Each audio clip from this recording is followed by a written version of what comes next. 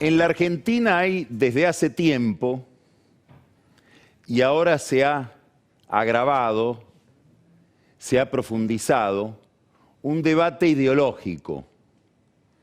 No es un debate sobre distintas opiniones dentro de un consenso básico sobre reglas de juego y sobre una definición compartida de democracia. No, lo que hay es una ruptura respecto de la definición de democracia. Y eso se ha acelerado en los últimos días con el ataque de Cristina Kirchner a la Corte Suprema de Justicia.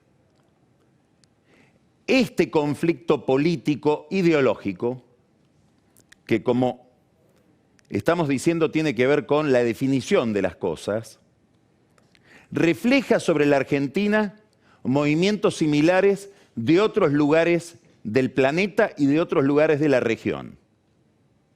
Y aquí es donde Venezuela, el concepto de poder que viene dominando a Venezuela desde hace ya muchos años, juega como una especie de espejo respecto del concepto de poder y del concepto de democracia que existe en un sector del oficialismo, sobre todo el que rodea a Cristina Kirchner. Esta es la dificultad que tiene Alberto Fernández para pronunciarse respecto de qué sucede en Venezuela. ¿Por qué introduzco de esta manera el programa de hoy? Porque dentro de un ratito vamos a estar hablando con Juan Guaidó, que es el líder de la oposición venezolana que preside el Congreso de Venezuela, la Asamblea Nacional, y que en esa calidad es reconocido por buena parte de la comunidad internacional, muchos países latinoamericanos, Estados Unidos, la Unión Europea, como el presidente encargado de Venezuela, dada la ilegitimidad de Nicolás Maduro y su régimen. Vamos a estar hablando ahora, en un ratito nomás, con Juan Guaidó, de la agenda venezolana que tiene tanto que ver con la agenda de la región y con nuestra propia agenda.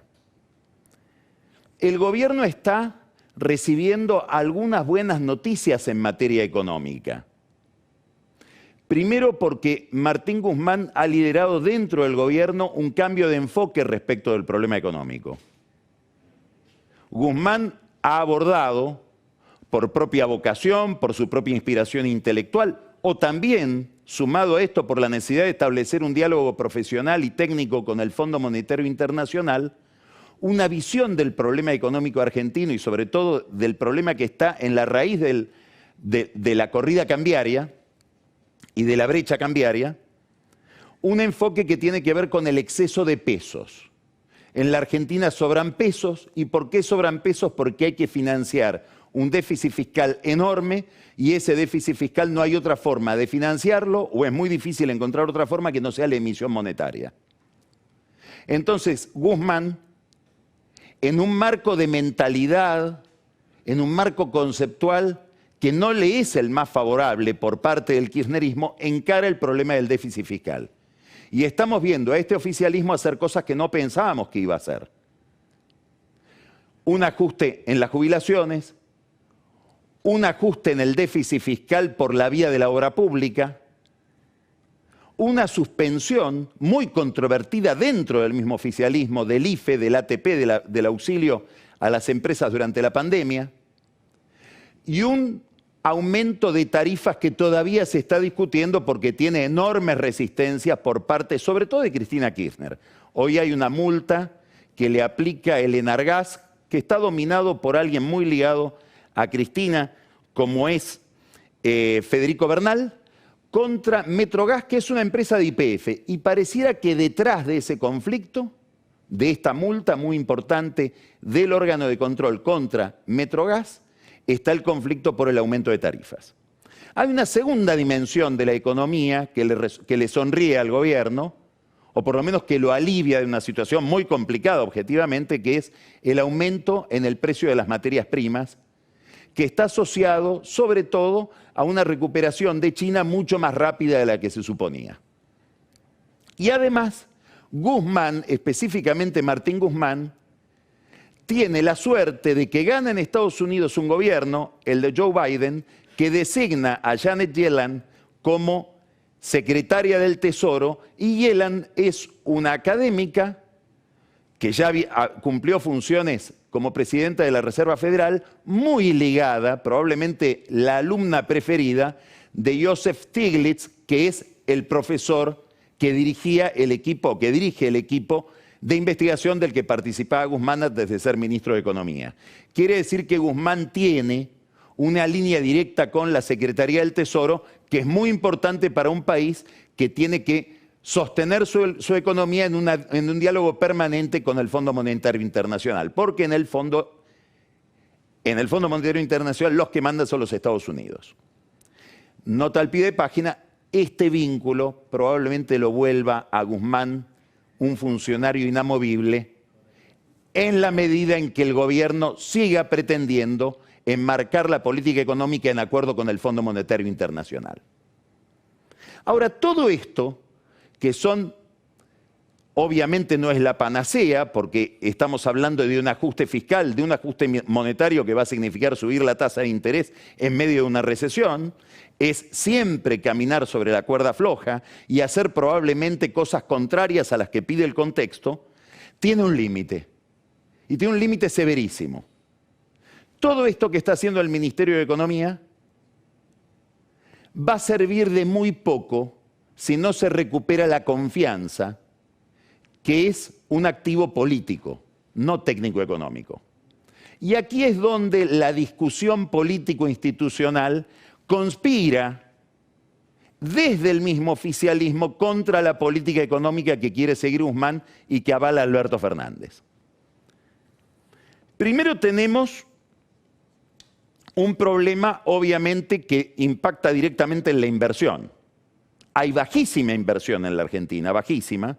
Probablemente haya que remontarse mucho en la historia para encontrar momentos con menos inversión que hoy, local y extranjera. Y hay desinversión. De hecho, Telefónica está buscando quien la compre. Ahí está el Grupo Olmos, ligado a los sindicatos, a la UOM, al diario Crónica, al Multimedios Crónica. El Grupo Olmos está tratando de buscar un socio para poder quedarse con Telefónica con poca plata. Una operación bastante parecida a la de los Eskenazi en YPF durante la época de Néstor Kirchner. Los Olmos dejan trascender, o los operadores financieros que ellos tienen dejan trascender, que todo esto estaría avalado por Máximo Kirchner, y al lado de Máximo Kirchner dicen: nosotros no tenemos nada que ver, apenas si los conocemos. Se está yendo Midling, Marcelo Midling, el líder del Grupo Pampa, que representa o administra fondos de terceros, fondos internacionales invertidos en la energética, dejando Edenor, una empresa regulada que requiere de aumentos de tarifas. Entrarían ahí, o están tratando de entrar, Vila, Manzano, Mauricio Filiberti. Se va un amigo de Massa, entrarían otros amigos de Massa. Massa está en la mesa. Desinversiones que tienen que ver con el clima político, con la falta de un horizonte claro, que se refleja primero en una forma de manejo del poder. Acá tiene que ver también Alberto Fernández y su relación con la oposición. Fernández, que dice: yo soy un hombre de diálogo, vengo a cerrar la grieta, quiero tener una relación con la oposición distinta de la que tuvo el kirchnerismo tradicional, y agregan, distinta de la que tuvo Macri, que jamás se reunió con los bloques de la oposición en la Casa Rosada, decidió en un acuerdo con gobernadores amigos, liderados por el gobernador de Tucumán, Juan Mansur, que se van a suspender las PASO. Y los diputados de Mansur introdujeron un proyecto en la Cámara de Diputados. Curiosamente, empieza a haber disidencias, y pareciera que las disidencias las lidera Máximo Kirchner, con un argumento donde parece haber un cambio de roles. Porque Máximo Kirchner dice: no. Si vamos a cambiar las reglas de juego electorales, tiene que haber primero un acuerdo interno entre nosotros. Esto tiene que ser dialogado. Curiosamente, el ministro del Interior parece que no estaba enterado de esta decisión de Fernández y los gobernadores. Y además, agrega Kirchner, tenemos que hablar todo esto con la oposición. No se pueden cambiar las reglas electorales ignorando a la oposición.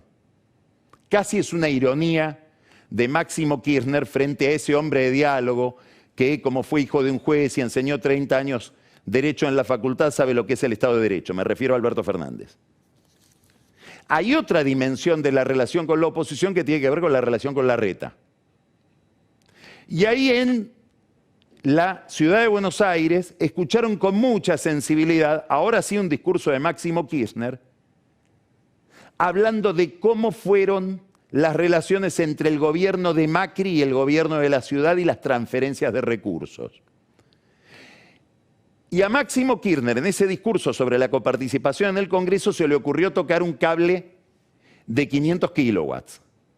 Habló de las transferencias de dinero, de recursos de la nación a la ciudad en materia de administración del juego. Son 12.000 millones de pesos. ¿Hay un proyecto en el gobierno nacional para revertir ese dinero a la nación? Larreta cree que sí. Y ya le avisó a los empresarios del juego que están muy ligados al kirchnerismo. En el centro de todos, Cristóbal López. Si le sacan los recursos del, escuche bien, si le sacan los recursos del juego a la ciudad de Buenos Aires, por el solo hecho de que yo soy opositor, le cierro el casino de Palermo. Estamos en vísperas de una guerra importante, si es que se produce este nuevo avance de la nación sobre la ciudad, en un tema delicadísimo, porque como sabemos, el juego es un negocio que está en el corazón de la política y de la financiación de la política. Ahora, además de estos conflictos políticos, tenemos una quiebra, una fisura respecto de qué es la democracia. Y esto está subrayado por la postura de Cristina Kirchner delante de la Corte. Hay en el kirchnerismo un problema con la independencia del Poder Judicial que es un problema ideológico, es un problema de concepción de la democracia, que se expresa en distintos detalles o encarna en distintos hechos. De hecho, ahora, en el Consejo de la Magistratura hay un conflicto. La oposición bloqueó la designación de nuevos jueces y la posibilidad de votar en los concursos. Se requiere para designar un juez 2/3 de los consejeros. La oposición dijo, nosotros no lo vamos a prestar eso. Se lo dijo Pablo Tonelli del PRO a Jerónimo Ustarroz, que es el hombre del gobierno en el Consejo de la Magistratura. Ese frente opositor que contaba con la aquiescencia, con la colaboración o la participación de los representantes de los jueces parece haberse quebrado. Los dos jueces que formaban de ese bloque opositor, el juez Culota y el juez Recondo, aparentemente habrían pactado con el kirchnerismo que ellos van a dar lugar a la aprobación de nuevos jueces. Es una noticia de primera magnitud sobre la administración judicial. ¿Por qué lo hacen? Ellos dicen, porque nosotros somos representantes de los jueces y nuestra propia base, nuestros propios representados nos dicen, nosotros no podemos estar con los concursos congelados que tienen que ver con nuestras carreras. Los que sospechan, quieren ver debajo del agua, no lo quieren. Al juez Recondo dicen, bueno, hay que mirar que la semana que viene en el Senado la esposa de Recondo, que es jueza, tiene que lograr que Cristina Kirchner le apruebe un pliego para que pueda seguir siendo jueza más allá de los 75 años. Silvia Mora es la jueza. Muy lamentable la versión, seguramente no debe ser cierta, que Recondo esté apoyando al kirchnerismo en el Consejo de la Magistratura para ver cómo le va a su esposa en el Senado con ese acuerdo. Me niego a creerlo. Más allá de esto, el gran conflicto tiene que ver con la Corte. Cristina Kirchner se queja del lawfare. ¿Qué es el lawfare? Es que alguien se lo juzgue no por lo que hizo, sino por lo que es. Por su condición política, por su condición racial, por su condición religiosa. Algo parecido a lo que ella hace con los jueces de la Corte, eso sería lawfare. Es decir, me quejo de Lorenzetti porque se sacó una foto con Bonadío y el juez Moro, no por lo que hizo como juez. Me quejo de Rosenkrantz porque cuando era abogado defendía empresas privadas. Me quejo de Maqueda, no sabemos por qué se queja, dice que es cordobés. ¿Será que? Bueno, hay razones por las cuales el kirchnerismo a los cordobeses no los debe querer, hay que mirar los resultados de las elecciones en Córdoba. Me quejo de Rosati porque fue nombrado de una manera que no es inconstitucional, pero a mí no me gustó. Y me quejo de Hayton porque tiene más de 75 años y sigue siendo jueza. Me quejo por lo que son. Les hago lo que dicen ella que le hacen a ella. Esto es lo anecdótico, esto es el enojo que tiene que ver con las causas penales que tiene ella en la justicia penal federal. No es lo central. Lo central es la concepción que anida detrás de todo esto respecto de la justicia. Y ahora miren este video, que es un discurso de Cristina Kirchner, cuando estaba en la oposición durante el gobierno de Macri, en una asamblea, en una reunión de intelectuales de Claxo, del Consejo Latinoamericano de Ciencias Sociales, donde ella habla de la arquitectura republicana del Estado constitucional, habla de la división de poderes, en el fondo está hablando de la teoría de Montesquieu, y dice lo siguiente, mírelo. Debemos tener nuevas arquitecturas institucionales para preservar el funcionamiento de la democracia. Tengan en cuenta ustedes esta forma de organización, de gobernanza del mundo occidental data de 1789, porque esta división entre poder judicial, poder legislativo y poder ejecutivo data de 1789, de la Revolución Francesa. En la Revolución Francesa se cae el Ancien Régime. Miren de dónde data. De 1789. Gobernar una sociedad, un país con 3 poderes y uno de los cuales además es vitalicio, como el Poder Judicial. Rémora de la monarquía. Rémora de la monarquía, si las hay. ¿Qué quiero decir con esto? Que estamos con el mismo sistema de gobierno de cuando no existía la luz eléctrica, ni el auto. ¿A alguien se le ocurriría hoy sacar una muela o hacer una operación, si es que existía de apéndice en aquella época, no creo, pero ¿alguien sacaría una muela como se sacaban las muelas en 1789? Seguro que no. ¿Alguien se operaría de algo como...? No, bueno, nosotros, a pesar de el inmenso desarrollo tecnológico, estamos con lo mismo. Exige sí repensar nuevas arquitecturas institucionales que permitan además la participación institucional y la regulación institucional de nuevos actores que tampoco existían en aquellas épocas. No existían las multinacionales, no existían las transnacionales, no existían la financiarización del capital, no existían los organismos multilaterales de crédito, no existía nada de lo que hoy existe y que tiene un inmenso poder. Yo siempre digo, cuando uno llega al gobierno, si tenemos que representar lo que significa el gobierno del Poder Legislativo y el Poder Ejecutivo, que es lo que se somete a elecciones cada 2 años o cada 4, podemos decir que eso representa un 20, un 30% del poder.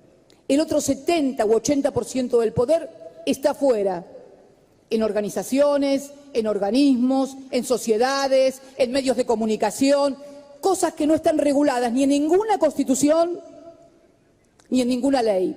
Por eso es imprescindible darse una nueva arquitectura institucional que refleje la nueva estructura de poder.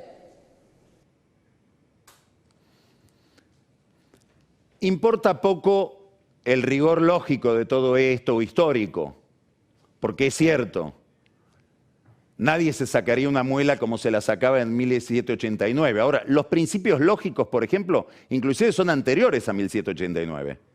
Se lo formularon por primera vez en el siglo IV antes de Cristo. Habría que renunciar a los principios lógicos también. O el derecho, todo el derecho civil viene de los romanos, es viejísimo. Habría que renunciar a principios básicos de la civilización porque son muy antiguos. Más allá de esto, lo que interesa es que no hay una perversidad que consiste en pensar algo y hacer lo contrario. No, no. Cristina Kirchner tiene otra idea de la democracia.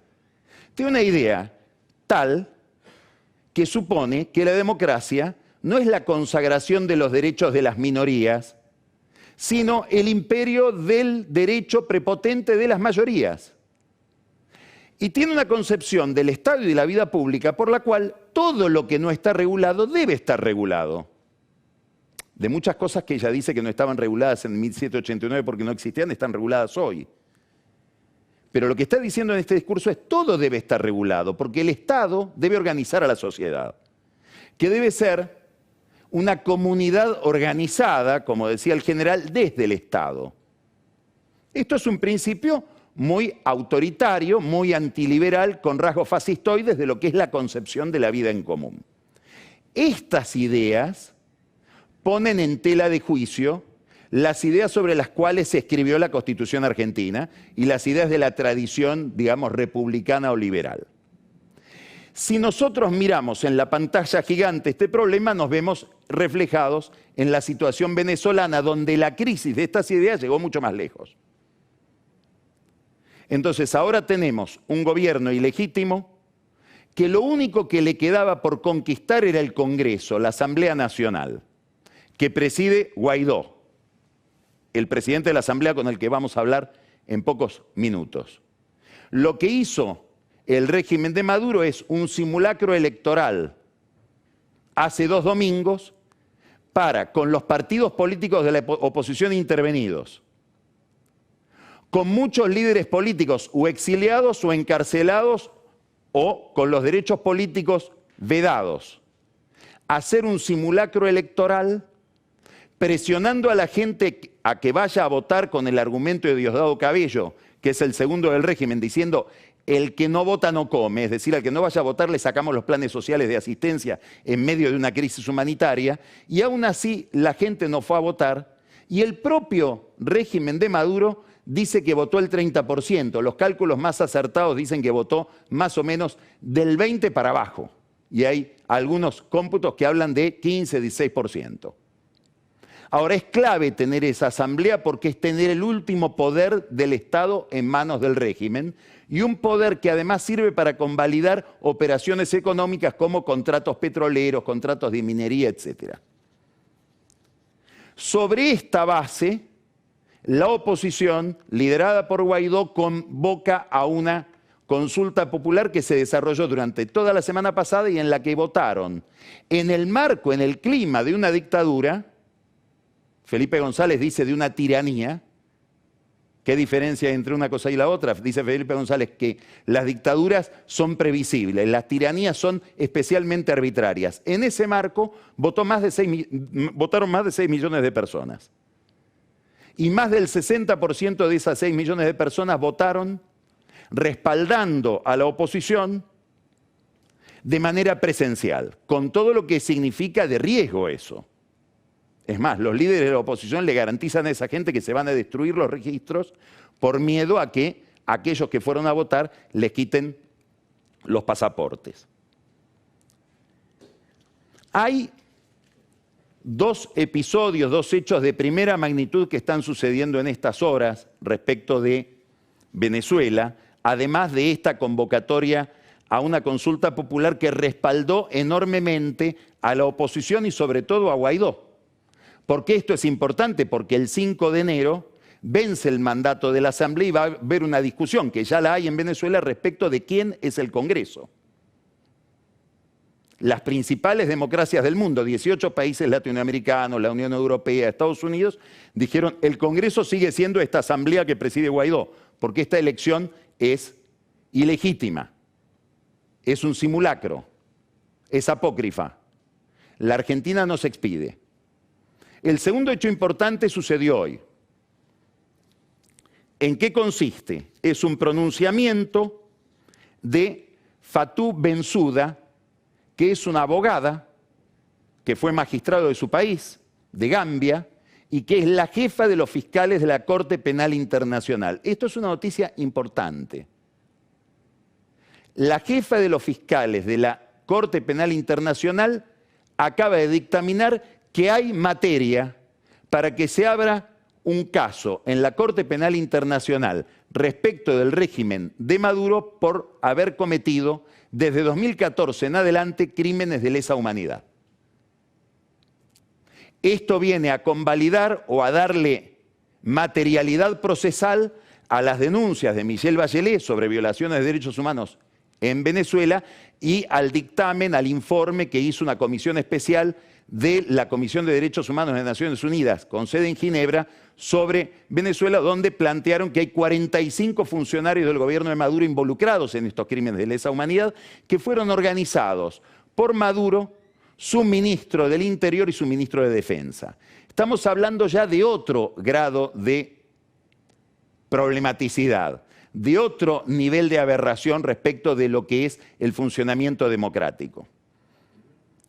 La otra novedad tristísima, la estamos conociendo a lo largo del fin de semana y tiene que ver con un grupo de venezolanos, creo que todavía no se sabe bien cuántos son, le vamos a preguntar ahora al presidente Guaidó, que estaban huyendo por la crisis humanitaria que se vive en Venezuela. Como ustedes saben, está plagado el mundo de venezolanos que no pueden ya vivir en su país, lo sabemos acá en la Argentina, lo sabemos acá en Buenos Aires. Estaba yéndose en un bote, en un barco, a Trinidad Tobago, desde un puerto que es Güiria, un puerto, una ciudad balnearia en el estado de Sucre, muy cerca de Trinidad y Tobago. Están tratando de cruzar, los rechazan de Trinidad y Tobago y naufragan en la vuelta a Venezuela. De ese naufragio sabemos que hay 19 muertos y empiezan a ver a estas horas versiones muy extrañas porque algunos cadáveres tendrían aparentemente mutilaciones y registros de bala. No está muy claro qué pasó ahí, pero es evidentemente una encarnación dramática, luctuosa, de la tragedia que está viviendo el pueblo venezolano a nivel material. En el país de la energía, en el país del petróleo, no hay combustible, hay cortes de luz, faltan los elementos básicos de consumo, sobre todo en el sector sanitario en medio de la pandemia. Y esto termina encarnando en esta tragedia de Güiria. Hay un autor que escribió mucho sobre peronismo, que es profesor en la Universidad de Harvard, en la Escuela de Gobierno, que se llama Steven Levitsky. Escribió un libro que se llama ¿Cómo mueren las democracias? Y la tesis de ese libro es que se puede terminar con la democracia sin un golpe de Estado de la vieja usanza, con un ataque exterior, los militares que toman el poder. No. Puede haber otro tipo de golpe. El golpe que está denunciando, por ejemplo, hoy la oposición en la Argentina con el ataque de Cristina Kirchner a la Corte. Elisa Carrió inspiró a Cambiemos para que inicien un pedido de juicio político en el Congreso. ¿Por qué? Porque suponen, lo que sostiene Levitsky en este libro, que las democracias, por autoritarismo de derecha o de izquierda, pueden morir por corrosión interna. Porque el virus del autoritarismo las va corroyendo y va minando las instituciones. Y las va pulverizando. Para que el pluralismo se convierta o dé lugar al poder de la voluntad del que manda. Es un tema central para nosotros. El filósofo Kierkegaard danés solía usar una expresión en latín que decía de te fabula narratur. Es de vos que habla esta fábula. Esta historia que parece de otro está hablando sobre vos. La historia de Venezuela, en muchas dimensiones, está hablando sobre nosotros. Por eso va a ser tan interesante la conversación con Juan Guaidó apenas ahora empecemos el programa.